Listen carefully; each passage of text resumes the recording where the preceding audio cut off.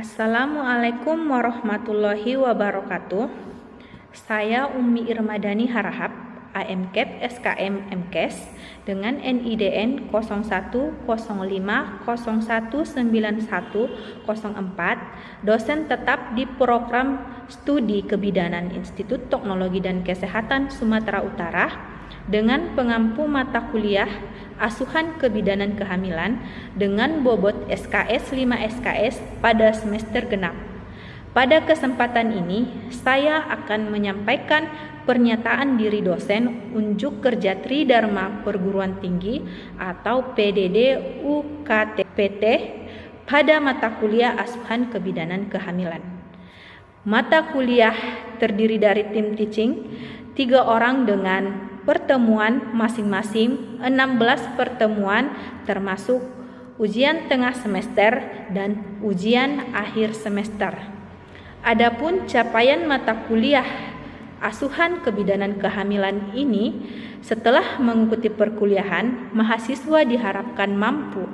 Yang pertama, menguasai konsep dasar asuhan pada kehamilan, menguraikan perubahan fisik pada ibu hamil, mengelola pemenuhan kebutuhan fisik pada ibu hamil, menguraikan perubahan dan kebutuhan psikologis pada ibu hamil, mengelola kebutuhan dasar ibu hamil, menguraikan adaptasi ketidaknyamanan pada saat masa kehamilan muda, menguraikan adaptasi ketidaknyamanan pada masa kehamilan lanjut, melakukan asuhan kunjungan pada ibu hamil, mendeteksi dini terhadap komplikasi kehamilan, melakukan pendokumentasian asuhan kehamilan. Deskriptif singkat mata kuliah Asuhan Kebidanan Kehamilan. Mata kuliah ini memberikan kemampuan kepada peserta didik untuk memberikan asuhan kebidanan pada ibu hamil normal dengan memperhatikan aspek budaya yang didasari konsep-konsep, sikap keterampilan, serta hasil evidence based dalam praktik antenatal yang menggunakan pendekatan manajemen kebidanan yang berfokus pada upaya preventif dan promotif, deteksi dini komplikasi, penanganan awal kegawat daratan, serta pendokumentasiannya. Materi pembelajaran pada pokok bahasan ini, konsep dasar asuhan kehamilan, perubahan fisik pada ibu hamil, pemenuhan kebutuhan fisik pada ibu hamil, perubahan dan kebutuhan psikologis pada ibu hamil, adaptasi ketidaknyamanan pada masa kehamilan muda, adaptasi ketidaknyamanan pada masa kehamilan lanjut, asuhan kunjungan pada ibu hamil, deteksi dini terhadap komplikasi kehamilan, pendokumentasian asuhan kehamilan, di mana bobot penilaian pada asuhan kebidanan kehamilan ini ujian tulis 35%, penugasan 10%, ujian praktek 55%. Media pembelajaran yang dilakukan pada asuhan kebidanan kehamilan ini yaitu perangkat lunaknya PowerPoint dan perangkat keras yaitu dengan LCD project, laptop, dan Phantom.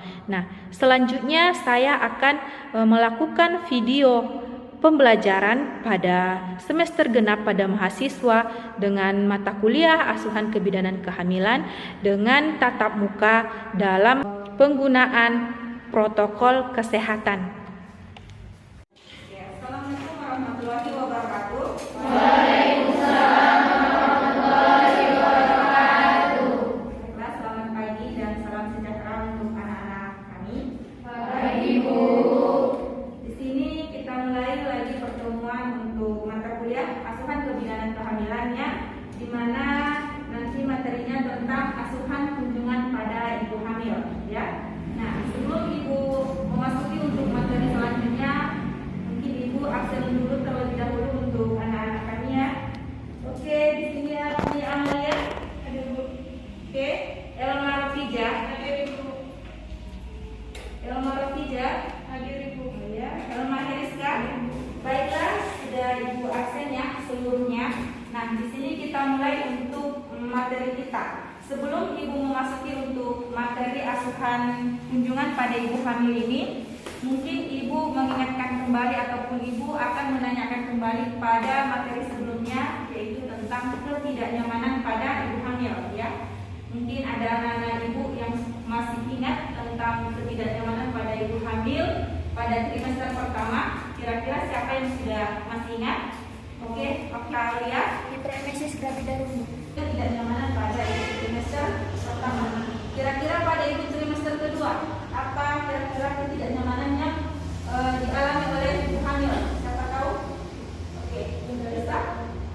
Mudah lelah dan sering capek. Mudah lelah dan sering capek Susah tidur. atau susah tidur.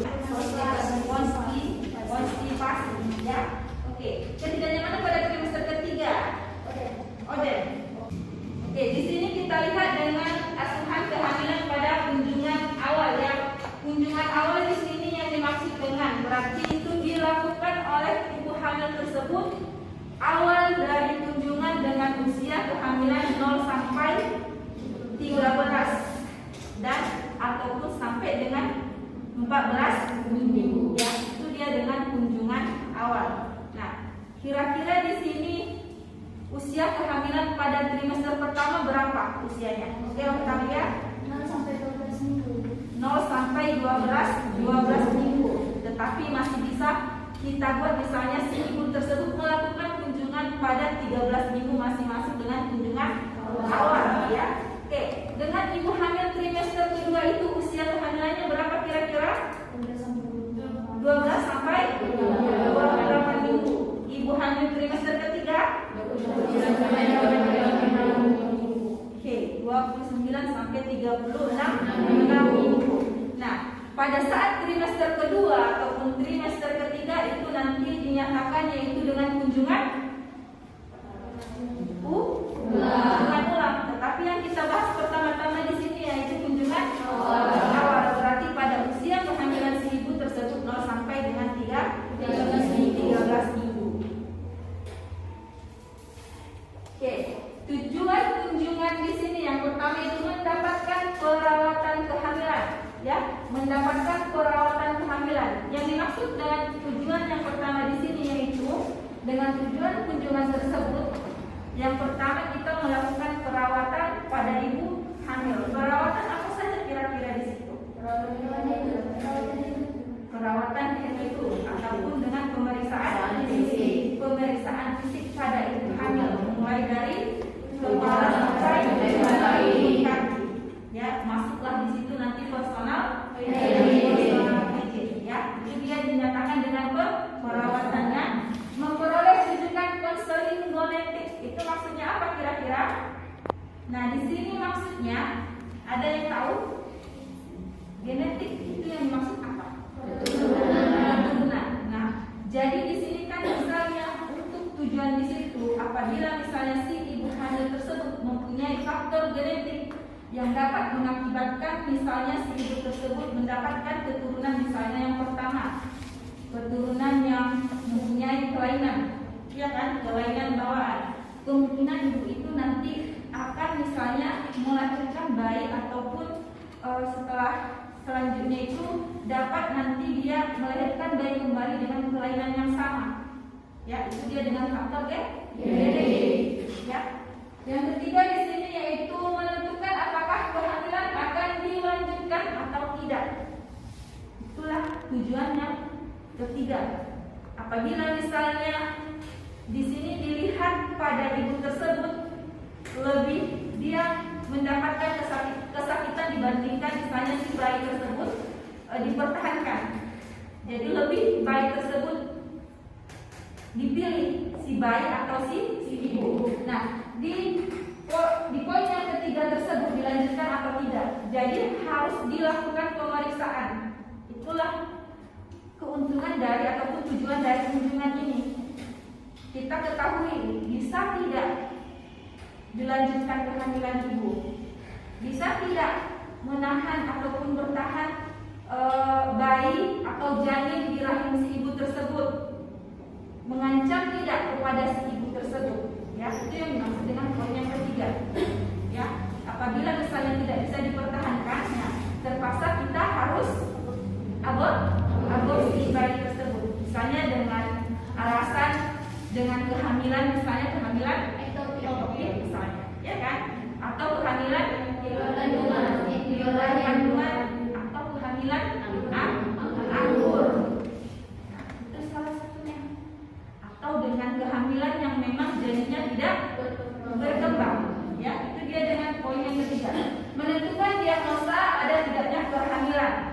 di sini kita harus mengetahui pada ibu tersebut pasti atau tidak ibu itu hamil, ya. Karena tanda-tanda ibu yang hamil tersebut belum tentu itu memang si ibu itu pasti hamil.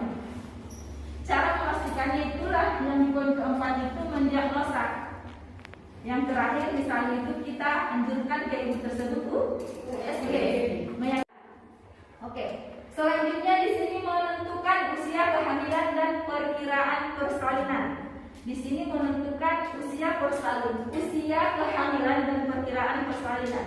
Di mana di sini apabila kita sudah mendapatkan usia kehamilan, tentunya kita akan dapat memberikan perkiraan persalinan. Misalnya kita mendapatkan haid terakhir ibu tersebut, ya, haid terakhir dan haid pertama terakhir ibu tersebut, sehingga kita nanti mendapatkan kapan kira-kira ibu tersebut bersalin, ya. Menentukan status kesehatan ibu dan janin, itu tujuan yang selanjutnya, dan menentukan kehamilan normal atau abnormal serta tidak jangan faktor resiko kehamilan, ya. Selanjutnya menentukan rencana pemeriksaan dan penata laksanaan selanjutnya kalau dia memang sudah kunjungan awal. Jadi nanti kalau dia di penata laksanaan selanjutnya itu berarti di kunjungan selanjutnya dilakukan, ya. Yang ketiga yaitu langkah-langkah asuhan kebidanan kunjungan awal, ya. Nah, langkah-langkah yang harus kita buat di sini yaitu yang pertama di sini harus wajib kita menyambut klien dengan seseorang yang menemani klien. Berarti misalnya si ibu tersebut datang ke bidan, berarti dia misalnya ada yang mendampingi, ya. Yang mendampingi misalnya suami ataupun yang mendampingi misalnya itu keluarga misalnya. Nah, kita harus menyambutnya, ya, dengan cara menyambut ramah, ya. Setelah kita menyambutnya, baru kita wajib untuk memperkenalkan diri kita terhadap si klien tersebut, ya. Nah, setelah dilakukan hal-hal yang di atas misalnya dengan menyambut dan kita melakukan dan memperkenalkan diri kita kepada si klien tersebut, ya. Adapun langkah-langkah selanjutnya yang pertama yaitu kita masuk ke pengkajian, yaitu dengan data subjektif. Di mana data subjektif inilah data yang kita dapatkan dari pasien langsung, ya. Di mana di sini yang pertama kita tanyakan yaitu nama si istri ataupun nama yang mendampingi ataupun nama suami. Nah, tujuannya itu apa? Supaya kita terlihat misalnya akrab, sehingga kalau apabila sudah kita saling kenal, berarti di sini kita komunikasinya itu nanti semakin erat, ya kan? Semakin erat tidak terhadap si pasien tersebut. Contoh sebaliknya, apabila kita kenal seseorang tersebut ataupun pasien tersebut, sehingga pasti komunikasinya pasti kaku, ya kan? Kaku atau puncak. Apabila sudah kita kenal, nah sehingga kita mendapatkan komunikasi yang baik terhadap si pasien tersebut.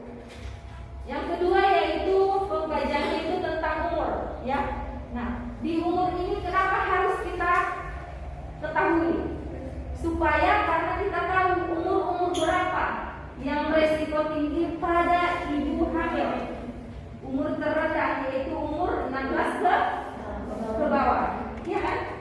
Resiko tinggi umur 35 ke atas. Nah, itulah manfaatnya supaya kita mengetahui umur si pasien tersebut, sehingga nanti kita dapat memberikan konseling ataupun memberikan masukan terhadap si klien tersebut, ya. Nah, sehingga bisa kan mengetahui bahwasanya umur yang lebih baik untuk kehamilan ataupun umur yang lebih baik untuk persalinan itu yaitu umur 19 sampai 25 tahun, ya. Yang lebih bagus, ya. Selanjutnya di sini pengkajian untuk suku, bangsa atau etnis atau keturunan. Di sini manfaatnya kenapa harus kita ketahui suku si ibu tersebut, sehingga supaya kita memberikan asuhan kepada si ibu tersebut, tahu apa kira-kira yang harus kita berikan ataupun apa kira-kira yang harus kita sampaikan kepada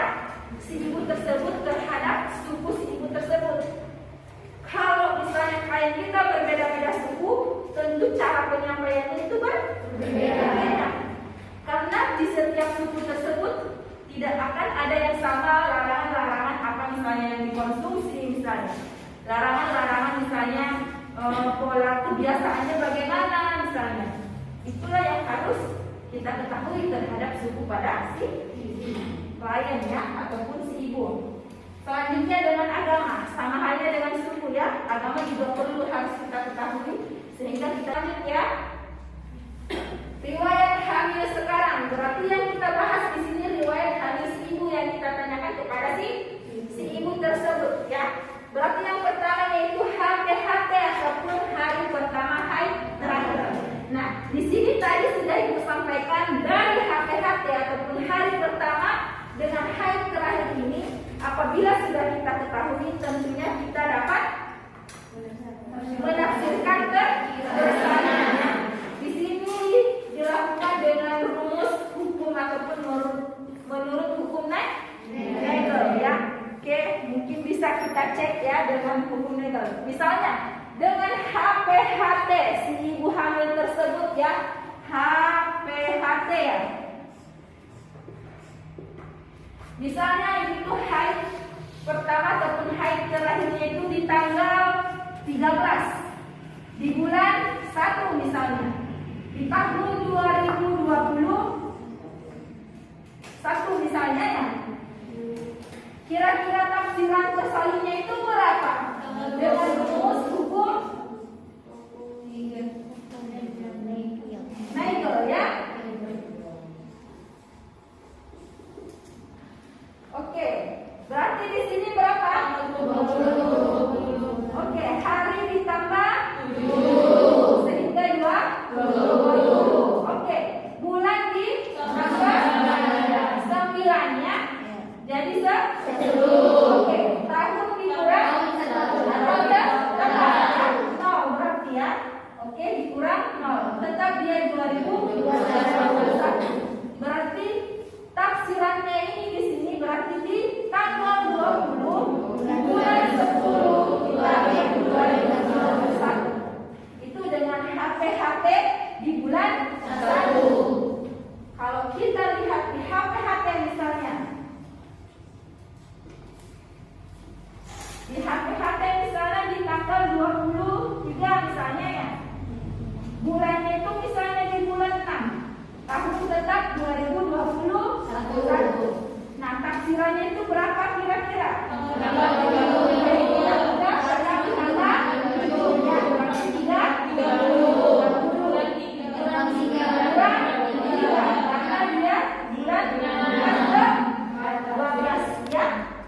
dia di sini tahun berapa? 2022 tambah 1. Nah, inilah dia dengan hukum Nagel ya. Inilah dia dengan tafsirannya. Oke, paham dengan HPHT dan tafsirannya ya. Selanjutnya kita bahas dengan kehamilan yang keberapa. Kenapa perlu kita mengetahui kehamilan itu yang keberapa? Misalnya, ibu itu menyampaikan bahwasanya ini kehamilan yang pertama, ya kan? Berarti kita harus lebih fokus kepada ibu tersebut sehingga di kehamilan itu berarti yang diinginkan ataupun yang diidamkan.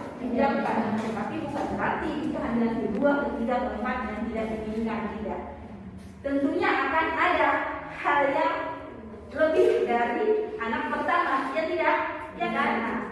Jadi itulah fungsinya. Jadi kita harus mengetahui.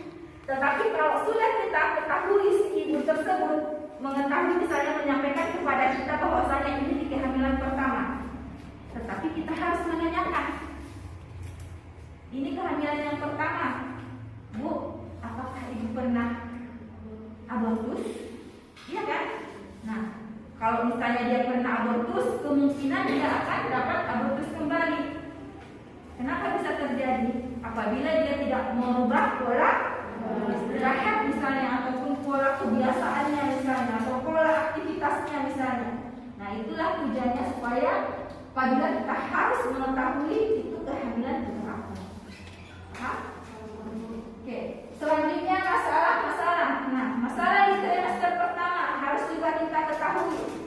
Kalau misalnya kita sudah mengetahui itu misalnya ini Bu di kehamilan ketiga misalnya, masalahnya apa Bu? Misalnya, Bu saya mau muntah rasanya pusing misalnya. Nah, kita tanyakan apakah keluhan ini pada kehamilan yang sebelumnya dialami si ibu itu. Kalau misalnya iya, nah tanyakan kira-kira asuhan yang sebelumnya itu apa diberikan. Apabila memang tidak, dia merasakan muntah lagi ataupun berkurang keluhan yang dia alami misalnya. Nah, berikanlah asuhan yang sebelumnya.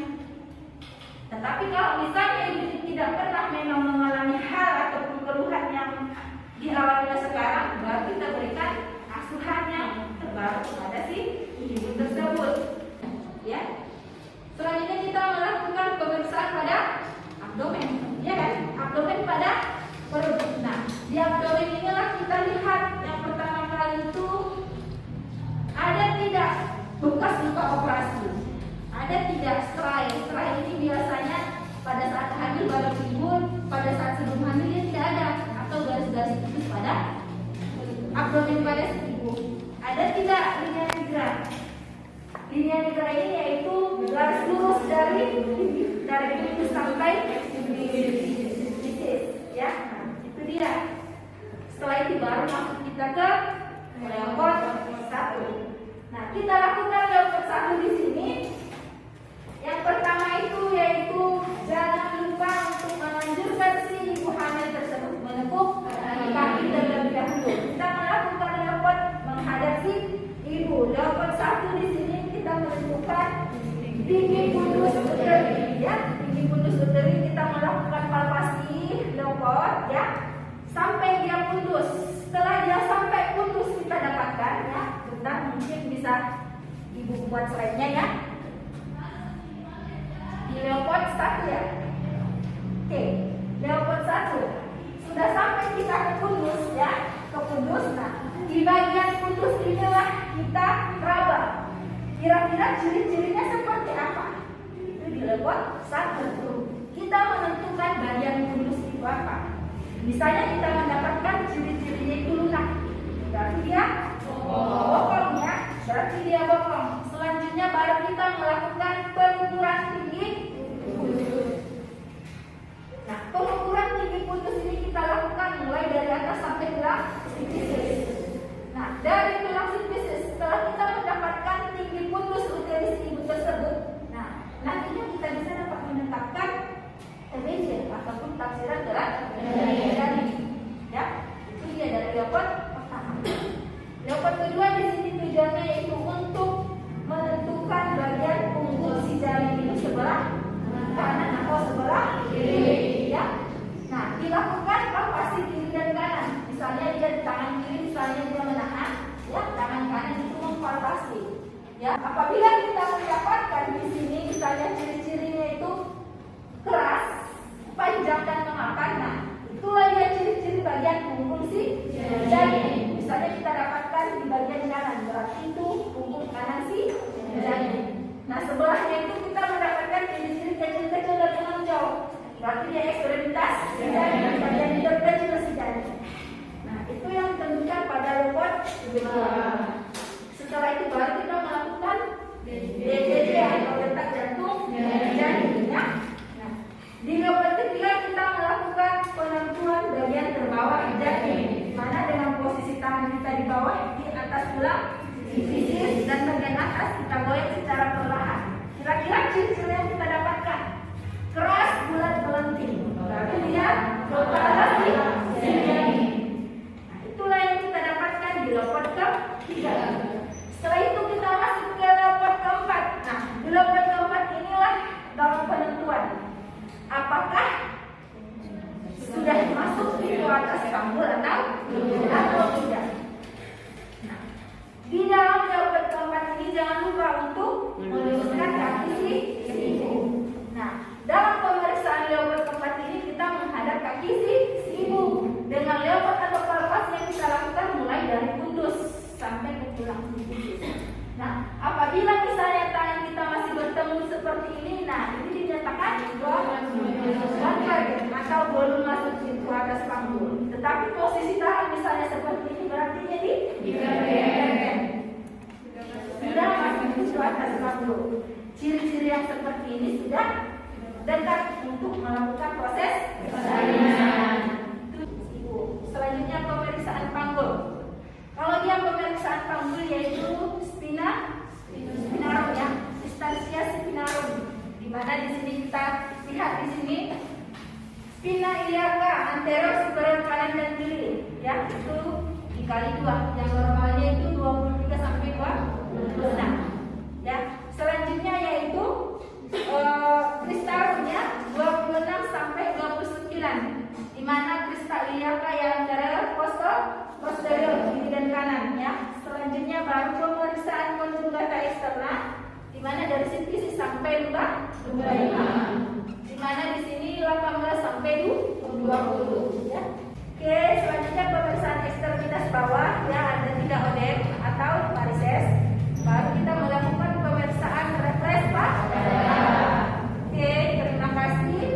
Ada pertanyaan? Seperti tadi yang Ibu jelaskan, di mana yang satu itu untuk menentukan TFO atau bagian teratas janin.